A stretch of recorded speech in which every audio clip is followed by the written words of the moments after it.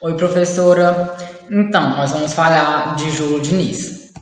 Nosso grupo tá Williane, Niciele, Maricleia, Maria Eduarda Carvalho, Maria Eduarda Souza, Marlon, eu e Raquel.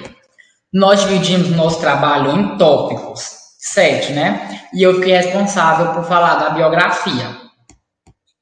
Então, Joaquim Guilherme Gomes Coelho. Ele era mais conhecido como Júlio Diniz. Nasceu em Porto, em Portugal, na data de 14 de novembro de 1839. E ele era um escritor que era ficcionista romântico. Sua obra, ela foi uma verdadeira análise da sociedade burguesa no século XIX. Como ele tinha avós ingleses, então ele foi criado com as tradições, os costumes e os valores dos povos britânicos. Eu vou falar um pouco sobre a formação acadêmica de Júlio Diniz. Ele frequentou a escola primária em Miragaia. Aos 14 anos de idade, em 1853, matriculou-se na Escola Politécnica, tendo em seguida transitado para a Escola Médico-Cirúrgica do Porto, sempre se destacando com alta classificação. Mais tarde, em 1867, foi incluído como demonstrador no corpo docente desta mesma escola. Com 19 anos, Júlio Diniz já publicava seu primeiro romance, Justiça de Sua Majestade. Essa história depois foi adicionada aos Sermões da Província. Em 1861, formou-se em medicina e passou a clinicar. Ele também colaborou para o jornal A Crinalda e para o Jornal do Porto, onde publicava contos e poesias. Vitimado pela tuberculose, Júlio Diniz foi obrigado a deixar sua terra natal e começar a fazer constantes viagens para o campo, onde encontrou os motivos para seus romances. Agora eu vou dar início falando um pouco sobre as características das obras de Júlio Diniz. O amor é o grande tema dos romances de Júlio Diniz. Só que, diferente do estilo ultrarromântico, ele não abordava esse amor de forma fatal.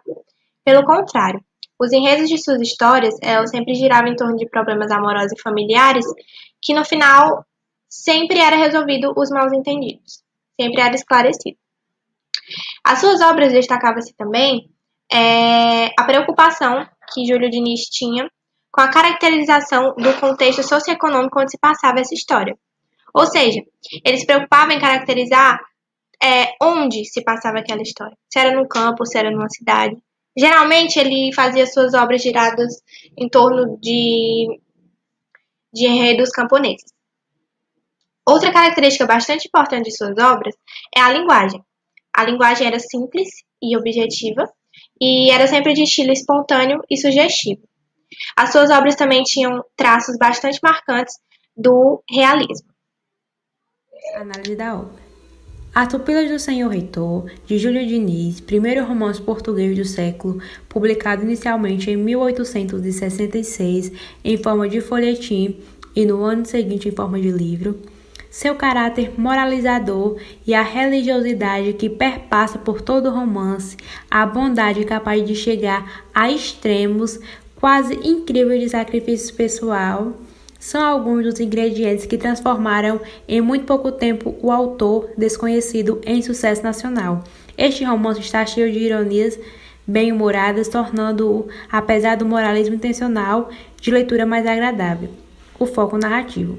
O foco narrativo organiza-se através de um narrador que conta a história em terceira pessoa, sem se confundir com os personagens, a respeito dos quais tem uma visão onisciente. As Pupilas do Senhor Reitor. Eu irei abordar 3 temas: temática, personagens e o enredo. A temática tem um enredo simples e campesiano, com personagens autênticos e naturais do campo, descrevendo os tipos humanos, os hábitos e os seus ideais. Os personagens são autênticos, naturais, que vivem no campo. Eu vou falar sobre 5 dos principais personagens: Pedro, Daniel, Clara, José das Dornas, Margarida. Pedro é o filho mais velho de José das Dornas. Ele é semelhante ao pai. Ele é ingênuo, alegre, gostava de cantar. Ele é muito ligado à vida no campo e ele se apaixonou por Clara, com quem ficou noivo. Daniel é o segundo filho de José das Dornas. Ele é franzino, volúvel e muito irresponsável, principalmente em relação às mulheres. Clara, das duas pupilas, ela é a mais nova, é uma moça alegre, única herdeira dos pais mortos e foi noiva de Pedro. Mas, ao longo da obra, ela impressionou-se com Daniel e cedeu aos galanteios do moço sem perceber as consequências. José das Dornas é um lavrador humilde e humano, um homem alegre. E Margarida, mais conhecida também como Guida, é a irmã mais velha de Clara e viveu uma infância solitária de trabalhos duros por conta de sua madrasta. E seu único consolo era Daniel. E o enredo? O enredo, ele é descrito por umas desilusões amorosas entre Daniel, Margarida, Pedro e Clara. Daniel, ao chegar da cidade na qual estava estudando, ele não conseguiu se habitar novamente à aldeia e conseguiu-se ficar afetivamente apaixonado por Clara, mas ao longo da trama, no final da obra, Daniel e Margarida eles se uniram e Pedro e Clara se uniram também. E Daniel conseguiu, assim, se adaptar à vida no campo. Romances, novelas e teatro. Romances. As Pupilas do Senhor Reitor, que é de 1867. Uma Família Inglesa, que é de 1868. A Morgadinha dos Canaviais, que é de 1868, Os Fidalgos da Casa Mourisca, que é de 1871.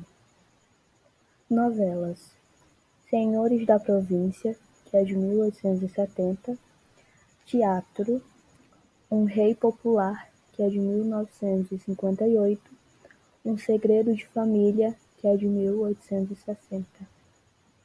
Júlio sofria da doença da tuberculose desde cedo, e foi ainda esperançado numa cura que esteve 2 vezes na Ilha da Madeira.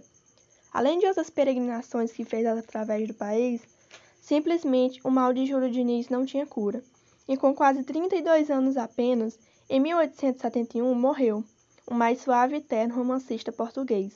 De resto, essa doença que já havia vitimado a mãe e a avó materna em 1845, foi a causa da morte de todos os seus 8 irmãos. Esse foi nosso trabalho e obrigada pela atenção.